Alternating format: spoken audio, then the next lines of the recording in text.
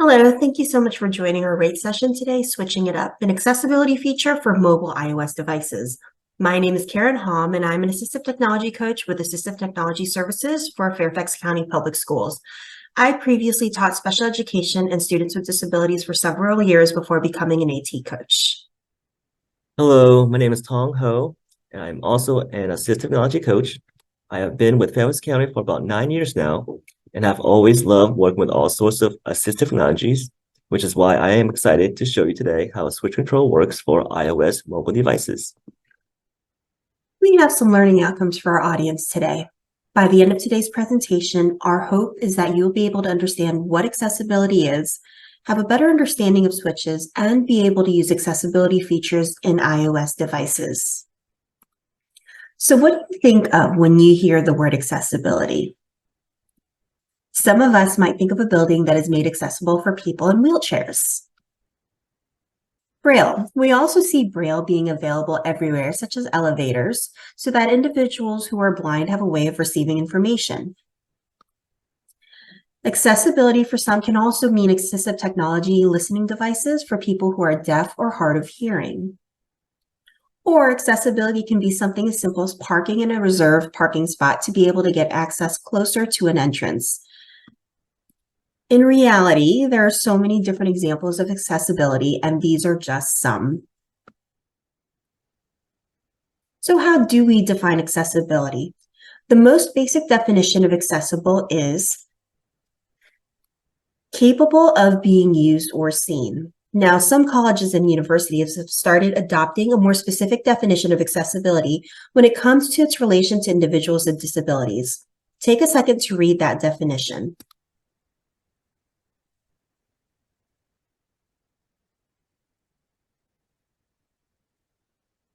So in order for something to be accessible, a person with a disability must acquire the same information and engage in the same interaction in an equally effective and equally integrated manner. They use the words fully, equally, and independently. Now we are going to talk a little bit about how to provide accessibility or access to individuals with movement limiting disabilities. These individuals can gain better access by using what's called a switch. Switches allow these individuals to use and operate technology, and this is often done through pressing a button. There are different types and modalities of switches. The physical switch click is what we think of as a button. Individuals with limited mobility would tap, touch, or push a button to enable the switch. The switch then activates or manipulates something else like a toy, a laptop, or an iPad. Wireless switches are similar to physical switches, except these are not attached to an object with the use of a wire. Instead, these switches are Bluetooth. Head tracking is also another modality of switches that is used often by individuals with limited mobility. We will get into head tracking more in just a second. A keyboard is another type of switch. These keyboard switches can either be physically wired or wireless. Here are some examples of switches. Some of these are physically wired switches while others are wireless switches. All right, thank you, Karen, for all that information. Before we show you how to connect some of the devices that were shown on the previous slides to your iOS device with switch control on, let's go over some of the switch control settings that are available. First, you'll notice that there is the switch control on and off button, which is the very top. Second is your switches, basically adding switch sources to your iOS devices. This can be from an external source, which is your physical external devices. You're using your phone screen, your phone camera, the back tap of your phone, which is basically tapping on the back as a switch activation mode, using sound. Recipes is basically setting up repetitive actions that you want the switch devices to do, such as flipping a page within a book, and or other things. Scanning style is setting up how to move through items on the screen. You have three options. One is automatic, second is manual, third is single switch step scanning. Automatic is basically having your scanning control to be automatically scanning for you within your screen. Manual is basically setting up the scanning options so that it ties back to your switch control on your device. So every single click that you have on your device, it will move your cursor to the next item and so forth. Single switch step scanning, I'm sorry, is basically having your switch device controlling the cursor movement. So you can have it scan every item by making the click, and then it will be paused on that particular item until your next click starts. If not, then it will automatically select the item for you. Auto scanning time. This is where you can adjust the item scanning speed at which the scanning cursor cycles through the items on the screen. And the default here is 0.5 seconds to 1 second. Pause on first item. It's basically setting your scanning to pause on the first item in a group. Loops. This is where you choose how many times to cycle through the screen before hiding switch control. The default here is 4 loops. You can set it to as many loops you want.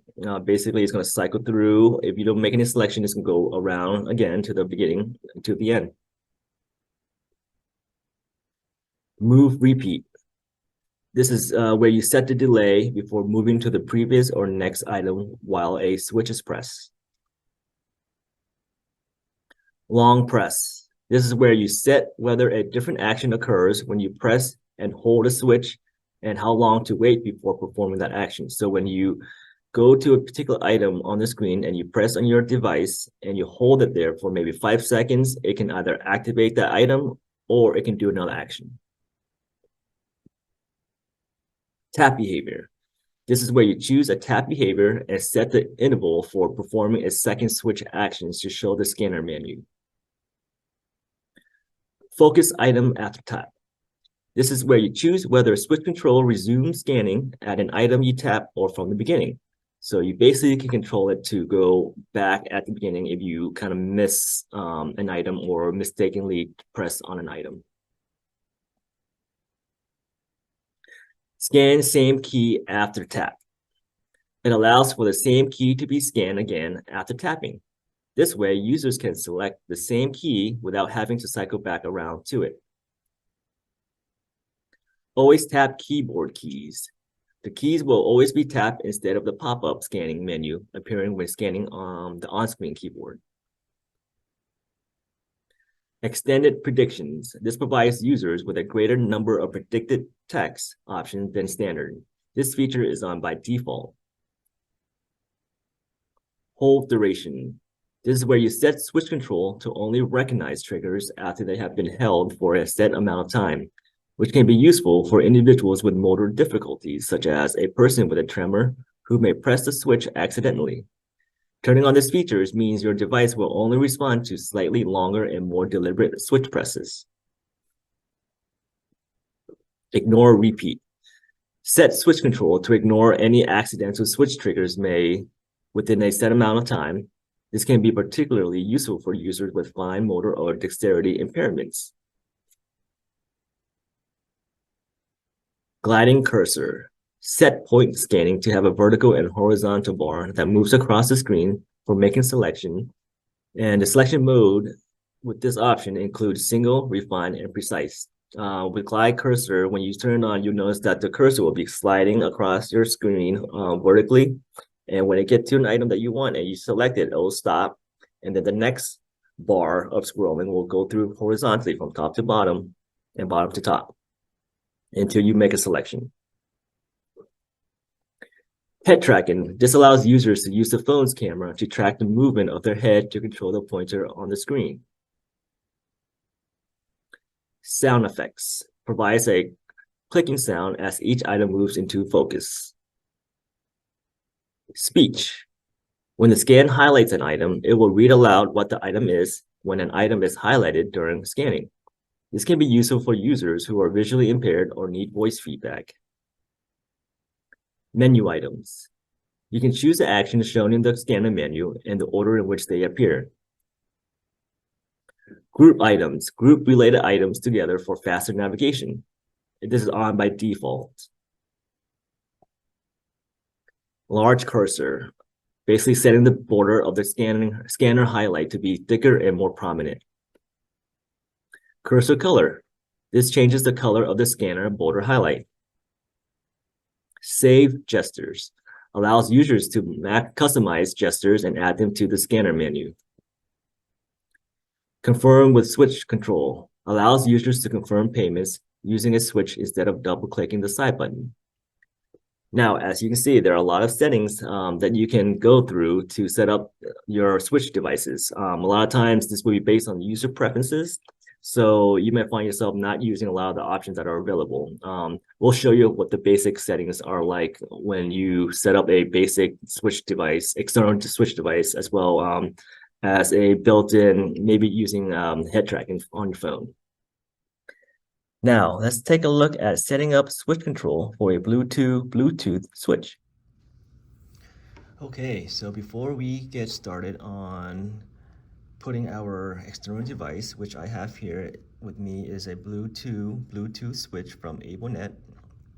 Before we put any external devices or activating any devices and making it compatible with the iOS switch control, let's show you how to get to the switch control features within the iOS mobile devices. So either you're on your phone or your iPad, all the settings are pretty much the same.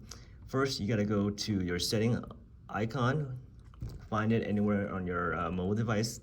On the left side, you will have to scroll down to the accessibility option. You want to click on that, and then it'll pull you to a lot of the options that are under the accessibility features. You want to go to switch control section, tap on that, and now we're on the switch control features that are available for you, like I mentioned on the previous slides. Now, the switch control on and off button, we want to keep this off for a little bit until we set up our connect our devices to the mobile device. To do that, we want to go to the switch options so that we select our external switch. Now, since this is a Bluetooth device, we want to go to see if our mobile device is connected to it or not, or searching for it.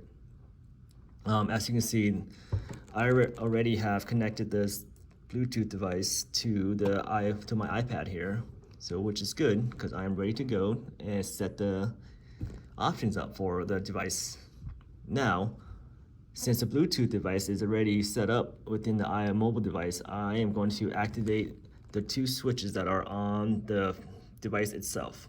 We have the white switch control and then the orange switch control button. To do that, we want to go to add new switch, and my physical device itself is an external device, so I want to click on external. And it says here, external switches can be Bluetooth, game controllers, MIDI, or made for iPhone assistive switch control devices. Now, to activate these two buttons, we got to make sure we press on one button so that it activates the button. And now we're going to label that switch button. I'm going to label that white because it's a white controller. I'm going to save it. Now it's going to show us a bunch of options that we can set up for the white button to perform any actions that we want it to perform. I will select move to next item because I want to use this as a manual scanner. And as you can see, long press is another option there, so I will select that. And as my other option, long press means that if you can remember from my previous slides, you hold down the button and you set the amount of time frame that you want, and it'll activate the next action. So I want this to be select item. So there you go. I have two actions that ties into this white switch control. So now I am going to set up my orange switch control.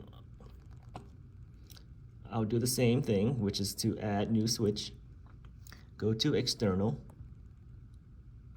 and then I'm going to tap on the orange control button so that it activates it, and I'm going to label this orange. So now it's asking me to, again, select the first action that I wanted to do. I will make my first action for the orange button to be moved to previous item, meaning that it's go back to the previous item that are within my selection. My long press, let's say I wanted to go to the home screen. So I'm select home as the next action. And then I am going to go back to the main switch control features. Now, as you can see, the long press options was available for me to select because my long press option within the main screen of the switch control features is turned on. As you can see, it is on right now. If I turn it off, then my second actions for these two buttons won't work. The second action is basically the long press action. So now let's see how that works when the switch control is on. So this is basically the basic setup for any physical external device that you want it to act as a switch control. So let's go ahead and turn this on. When you turn it on, you'll notice that my screen is showing a bunch of scanning style here that is going through every item that is on my screen right now. And as you notice, it's scanning for every single item that are not grouped in within itself. So let's see how these two control works. Right now, it's scanning automatically because my scanning style here is under automatic. So let's go ahead and switch this to manual because I want to control this manually with my external Bluetooth switch. So I press a button, my scanning cursor goes on. As you notice, it's basically skipped to the scanning style, and I wanted to go back. I just wait. I press on the white control button because that's where I can set up as a tap key, right? And as you notice again, it's still scanning until the button that I want to press. I am going to wait until it goes to that button so that I can make sure that I tap on there. Now, I want it to go to the manual scanning. So I will go, as you notice, it skips back up one because that's the previous scanning option when I press on the orange button. So I hold down for the manual scanner, and then it's going to ask me if I want to tap or scroll right. I want to tap as an enter. All right, so now I have that set up as manual scanning. So now I can move the cursor with my two buttons here. So I will move it to the previous options. All right, and as you notice, I set this to go to the next item, which is forward. So let's go back to the switch control main screen. So right now I am on the switch control back button. I need to hold down the white button so that it activates that as a tap. And now I'm back at the switch control feature main screen. Now let's see how my second action for the orange button works. I believe I set it to go to the home page of the iPad itself. So let's go ahead and long press on the orange.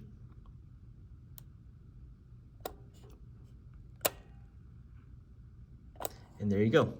It pulls me to my home screen now. And as you can see, the cursor is grouping everything together accordingly because I have that group items button selected. Now I'm going to move around my home screen with my external switch right here.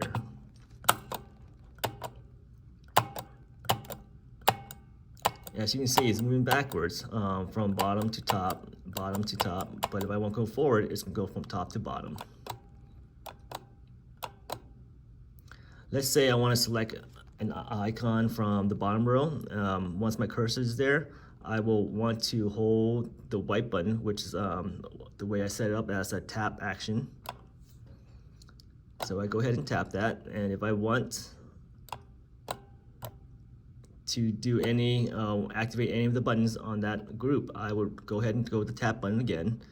Let's say I want to open Safari. I will go ahead and hold down the white button so that it activates it.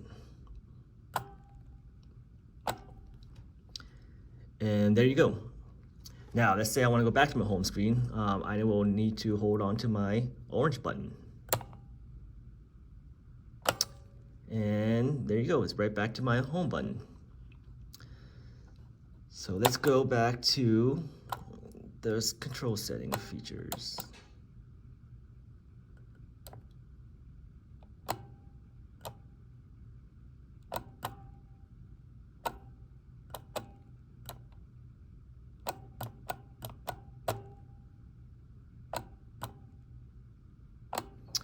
And now I'm on the control setting. Let's turn this off.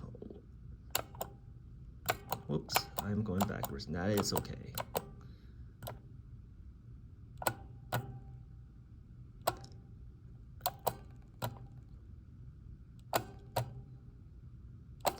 And now the control feature's off. I am not able to use any of these because I just turned it off. Now, we are going to set up a switch control for head tracking.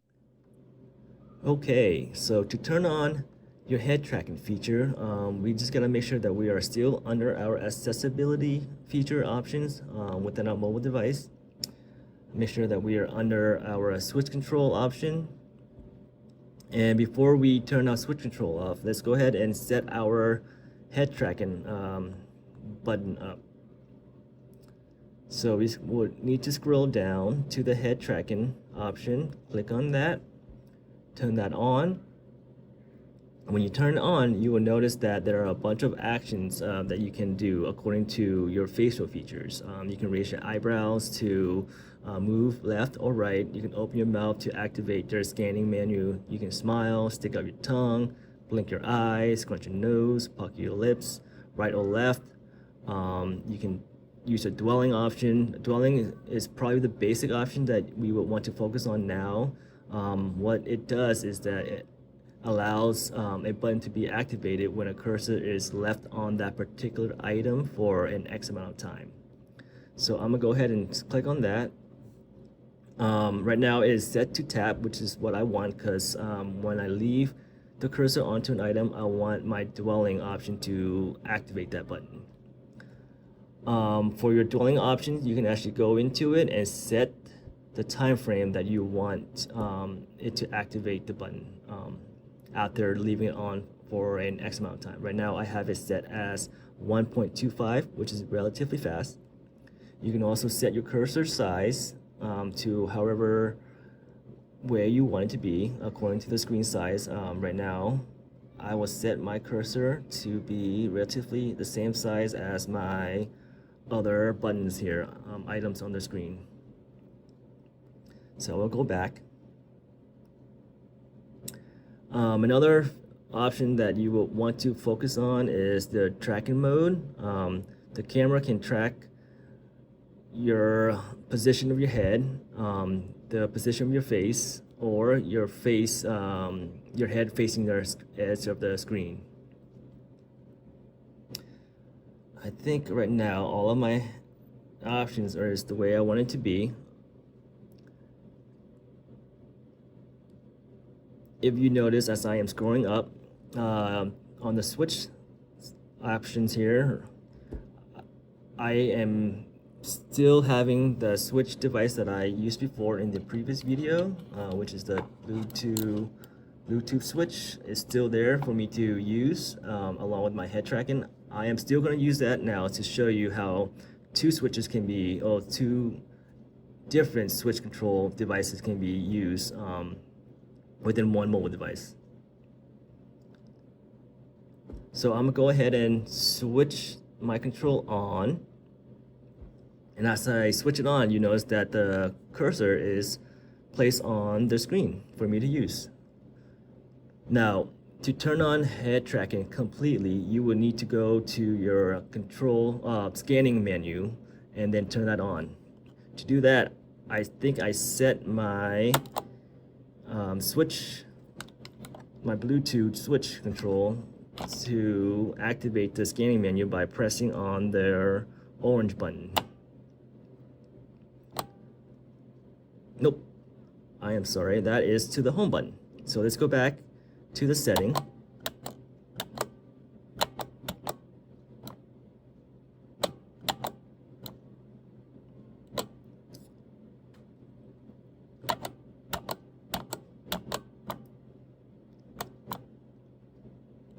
All right, so now I am back to my setting.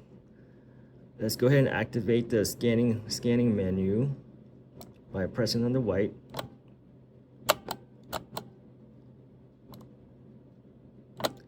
And now I am going to scroll down all the way to this two little other option here, which is basically going to open up my bigger scanner menu where I can set my settings so that it is to head tracking, which is right there.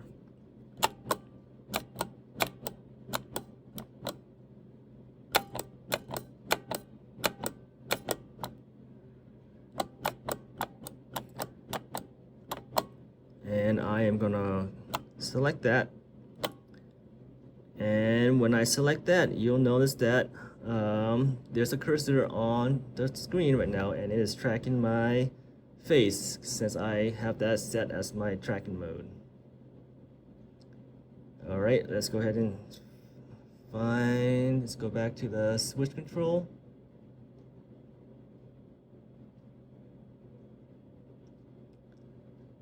Let's go back to, let's see if I can change something else here. Scanning style. Let's go if I would change auto scanning. And switch. And there you have it. You can actually control your device with your head, your face, or anything that the camera can capture.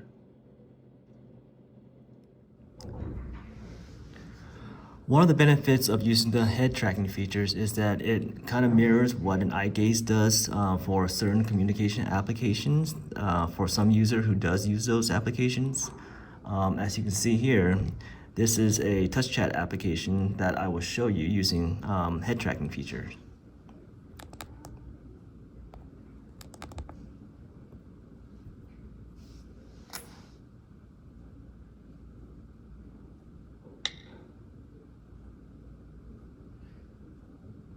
Hello.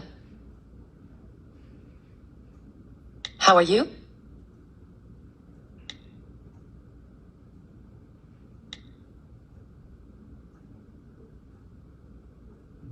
I like it.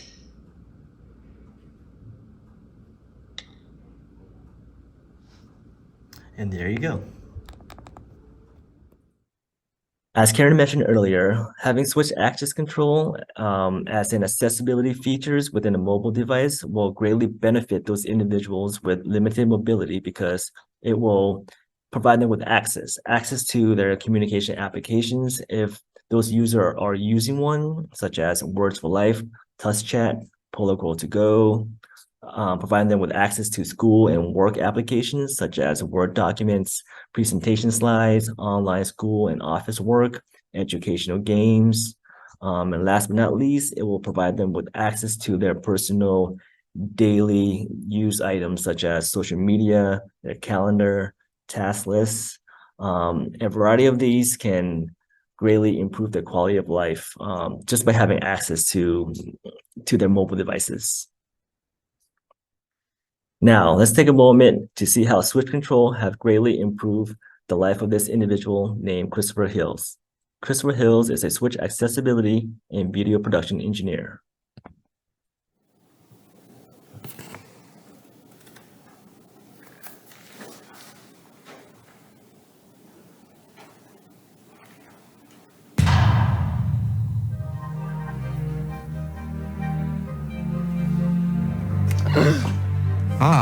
Christopher?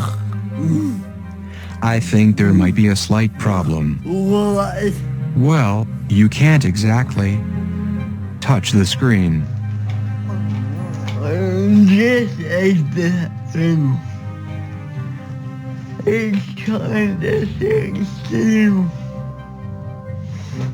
not worrying how to access when it is an expression anymore.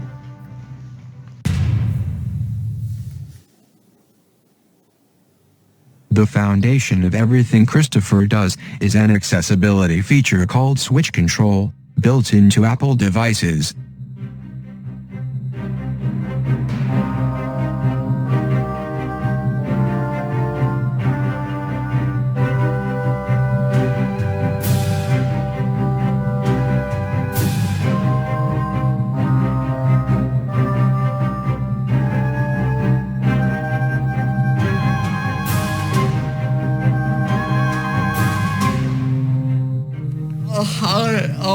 Con Christopher los quería hecho en esa.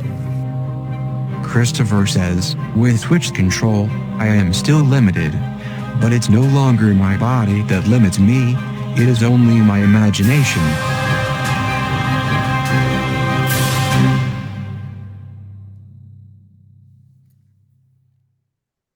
Please visit our assistive technology page through the Fairfax County Public Schools website for more information and resources. You can also follow us on Twitter for even more assistive technology ideas. We hope you enjoy the presentation, and Tong and I thank you for allowing us to switch it up with you today.